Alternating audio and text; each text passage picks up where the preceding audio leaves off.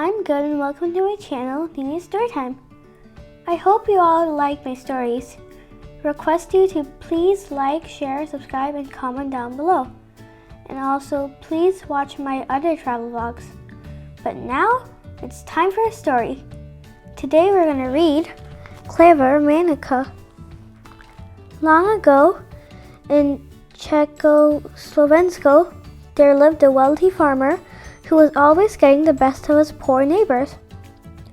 One of these neighbors was a very poor shepherd, whose only delight in the world was his very clever and very beautiful daughter, Manka. Now, the shepherd had done some work for the farmer, who had promised him a calf in return. However, the rich farmer would not give the shepherd the calf. So the shepherd went before the mayor of the town with his problem. The mayor, who was new at the job, said to the shepherd, "I will ask both of you and the farmer a riddle. Whoever answers correctly gets the calf." The mayor first turned to the farmer. "This is my riddle," he said. "What is the fastest thing in the world? What is the sweetest thing? And what is the richest thing?" The rich farmer, who was a very proud man, smiled, for he thought he knew the correct answers. "The fastest thing is my gray mare, for nothing can pass her.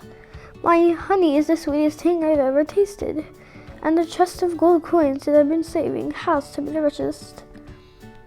As the farmer spoke, Clever Manka told her father the shepherd had to respond. When it was the shepherd's turn, he said, "The fastest thing is thought, for it can run any distance in no time at all. The sweetest thing is sleep, for when one is sad and tired. And the richest thing is the ground, for out of it comes all the riches of the world." "What fine answers," the mayor said to the shepherd. "The shepherd gets the calf." After the farmer had trudged away, disappointed that he had lost his calf, the mayor turned to the shepherd. "Tell me, you shepherd, how did you know the answers?" The shepherd confessed that it was his clever and beautiful daughter, Manka, who had known the answers. The mayor turned to Manka and said, "I think I would like to marry you. Please come see me tomorrow. But come neither at day nor at night, neither riding nor walking, and neither clothed nor unclothed." So the next day, Manka went to the mayor at dawn when the night was done and the day hadn't come yet. She wrapped herself in a fishnet and came with one leg on a goat's back and one leg on the road. The mayor smiled at Manka's cleverness. It wasn't day or night. A fishnet is not clothing, and she neither rode nor walked. Pleased that she was so clever, the mayor married Manka that very day. Now, the mayor and Manka had been married for a short time when the mayor said, "Manka, you cannot use your cleverness to meddle with any of the cases I must judge. If you ever give advice to someone who comes to me, I'll put you out of my house and send you home to your father." Manka did as she was asked for some quiet time. But one day, a man came out of the mayor's house looking very sad. Manka, who had a kind heart, asked the man what was troubling him. "I have just been telling the mayor my problem," the man said. "I am a farmer. I once owned a mare who had her foal in the market. The foal ran underneath another farmer's wagon. That farmer then claimed that it was his foal. I came to the mayor hoping to get my foal back." "And did he give you your foal?"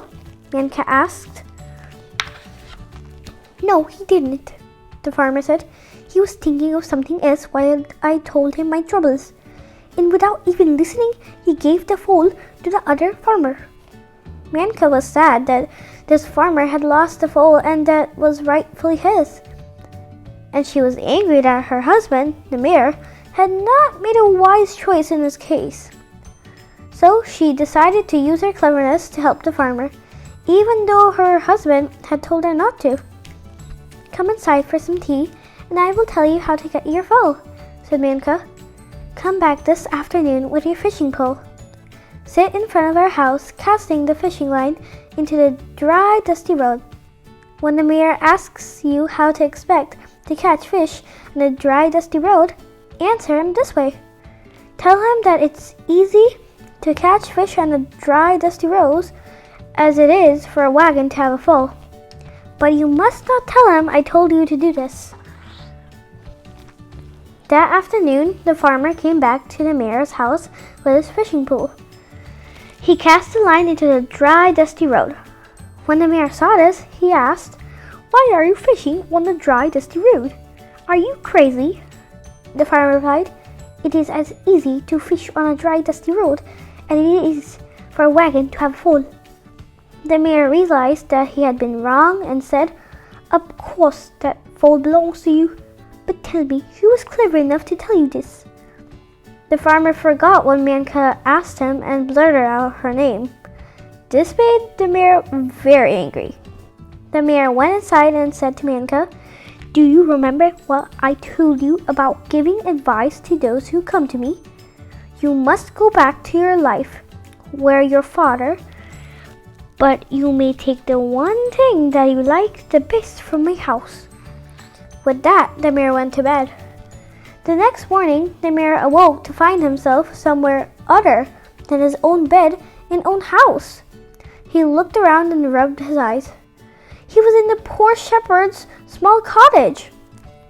Seeing Manka standing before him, the mayor asked, "What have you done taking me from my own house?" Manka smiled and replied, "You told me that I could take the one thing that I liked the best from your house. And because I love you with all my heart, I took you. That is why you are here in my father's cottage." The mayor thought about this for a moment and then began to laugh and laugh. "Manka," he said, "you are far more clever than I am. Let's go home." From that day forward, the mayor always accepted clever Manka's advice whenever he had a case that was particularly difficult or puzzling. The end. So how was it? Let me know in the comments down below.